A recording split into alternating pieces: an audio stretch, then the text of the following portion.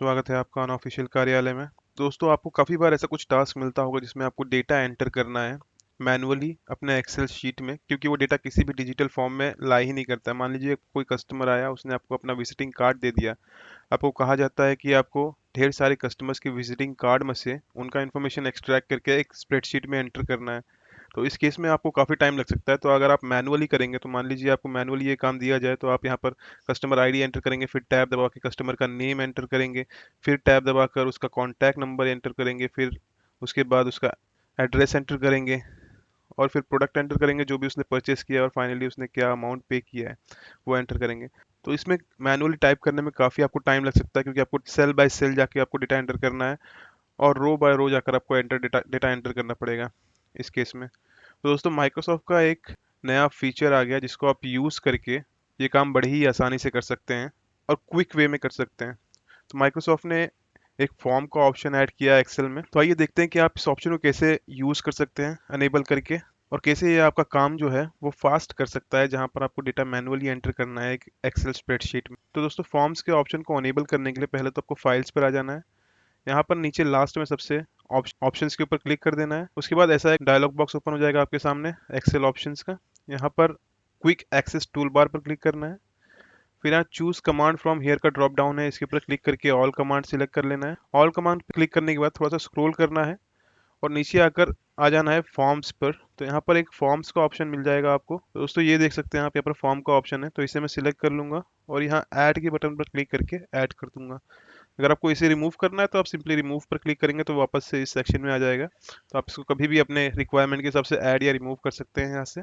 इसके बाद हम ओके पर क्लिक कर देंगे, और अब ये जो फॉर्म का ऑप्शन है ये हमारे टूल बार में आ जाएगा। तो ये जो ऑप्शन अपीयर होता है ये हमारे रिबन के ऊपर की तरफ अपीयर होता है। तो आप देख सकते हैं यहाँ पर ये जो छोटा सा आइकन दिख रहा है अभी, ये जो हाईलाइट हो रहा है, तो ये वाला आइकन यहाँ पर ऐड हो गया है, और ये फॉर्म का ऑप्शन है। तो जैसे ही मैं इस पर क्लिक करूंगा हमारे पास फॉर्म का एक डायलॉग बॉक्स ओपन हो जाएगा।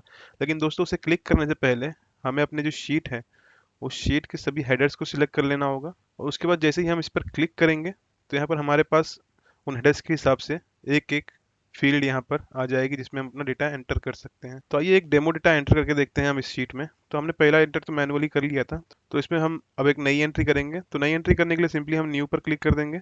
एक नया रिकॉर्ड ओपन हो जाएगा यहाँ पर। नए रिकॉर्ड में आकर हम इसे C002 कस्टमर आईडी देंगे। कस्टमर नेम में डाल देंगे हम कस्टमर का नाम, तो मैं पवन सिंह डाल देता हूँ। कॉन्टैक्ट नंबर डाल देंगे, इसका एड्रेस डाल देंगे, प्रोडक्ट आईडी डाल देंगे हम यहाँ पर कुछ इस तरह से, और यहाँ पर अमाउंट डाल देंगे। और जैसे ही दोस्तों हम न्यू रिकॉर्ड पर क्लिक करेंगे, न्यू पर, तो यहाँ पर एक नया रिकॉर्ड बनकर हमारे सामने रेडी हो जाएगा नेक्स्ट रो में। अब मान लीजिए मुझे तीसरी एंट्री करनी है इसी तरह से, तो मैं तीसरी एंट्री कर दूंगा। तीसरे कस्टमर का नाम यहाँ पर एंटर कर दूंगा। नेम के बाद उसका कॉन्टैक्ट नंबर एंटर कर देंगे यहाँ पर। उसके बाद उसका एड्रेस एंटर कर देंगे, प्रोडक्ट आईडी एंटर कर देंगे, और उसका अमाउंट एंटर कर देंगे। और जैसे ही हम न्यू पर क्लिक करेंगे या फिर एंटर प्रेस करेंगे, यहाँ पर नई एंट्री आ जाएगी। तो दोस्तों, हमें एंटर प्रेस करना है। बार बार आप क्लिक करेंगे तो उसमें भी आपका टाइम वेस्ट हो सकता है। अब मान लीजिए आपने कोई प्रीवियस एंट्री कर दी है, अब उसमें कोई अपडेट करना है आपको, तो आप सिंपली ऊपर का बटन दबाएंगे तो आप प्रीवियस रिकॉर्ड पर चले जाएंगे, और नीचे का बटन दबाएंगे तो आप नेक्स्ट रिकॉर्ड पर आ जाएंगे। तो नेक्स्ट का मतलब है नया रिकॉर्ड, प्रीवियस का मतलब है पुराना रिकॉर्ड। तो मान लीजिए मुझे बिंद्रेश की एंट्री में यहाँ पर बिंद्रेश का लास्ट नेम डालना है, तो बिंद्रेश का लास्ट नेम है यादव, मैंने यादव डाल दिया और सिंपली एंटर प्रेस किया। तो आप देख सकते हैं कस्टमर नेम में उसका नाम जो है वो अपडेट हो गया है। अब यही एक्शन आपको प्रीवियस या न्यू में जाने के लिए यहाँ पर एक अलग से बटन मिल जाता है हमारे फॉर्म पर। तो आप प्रीवियस रिकॉर्ड पर जा सकते हैं फाइंड प्रीवियस के ऊपर क्लिक करके, और नेक्स्ट पर जा सकते हैं फाइंड नेक्स्ट पर क्लिक करके, और सिंपली यहाँ से कोई भी अपडेट करके न्यू क्लिक करेंगे, और यहाँ पर अपडेट हमारा रिफ्लेक्ट हो जाएगा कुछ इस तरह से। अब मान लीजिए कि आपने कोई एंट्री कर दी जिसे आपको डिलीट करना है। तो मान लीजिए मुझे आशीष सिंह की जो एंट्री है, जो हमारी लास्ट एंट्री है, मुझे इसे डिलीट करना है। तो हम इस एंट्री पर आ जाएंगे और यहाँ से डिलीट के ऊपर क्लिक कर देंगे। ये हमारे पास एक डायलॉग बॉक्स आ जाएगा कि हमें इसे परमानेंटली डिलीट करना है क्या। तो हम ओके प्रेस करेंगे और आप देख सकते हैं यहाँ से हमारी एंट्री डिलीट हो जाएगी। दोस्तों, मान लीजिए आपने डेटा एंट्री कंप्लीट कर लिया है, आपने इसे क्लोज कर दिया है। अब आपको नेक्स्ट एंट्री करनी है फ्यूचर में। तो आप यहाँ पर ब्लैंक रो पर आ जाएंगे, जो नेक्स्ट ब्लैंक रो है जहाँ पर आपने डेटा एंटर किया है उसके बाद वाली जो इमीडिएट ब्लैंक रो है उस पर आ जाएंगे, और फिर से फॉर्म पर क्लिक कर देंगे, और आपके पास ये डायलॉग बॉक्स ओपन हो जाएगा। तो यहाँ पर आप न्यू पर क्लिक करना है सिंपली, और यहाँ पर आपको नई एंट्री डाल देनी है। तो मैं यहाँ पर नई एंट्री डाल देता हूँ कुछ इस तरह से। इसका कॉन्टैक्ट नंबर डाल देंगे, एड्रेस डाल देंगे, प्रोडक्ट आईडी डाल के और अमाउंट डाल देंगे, और सिंपली यहाँ पर एंटर प्रेस करेंगे और नई एंट्री हमारे पास आ जाएगी यहाँ पर कुछ इस तरह से। तो दोस्तों यहाँ पर मैं आपको कुछ और डेमो एंट्रीज डाल के दिखा देता हूँ। तो नेक्स्ट एंट्री हम डाल देंगे C004 कस्टमर की। इसका नाम है शिव, इसका कॉन्टैक्ट नंबर है 4444।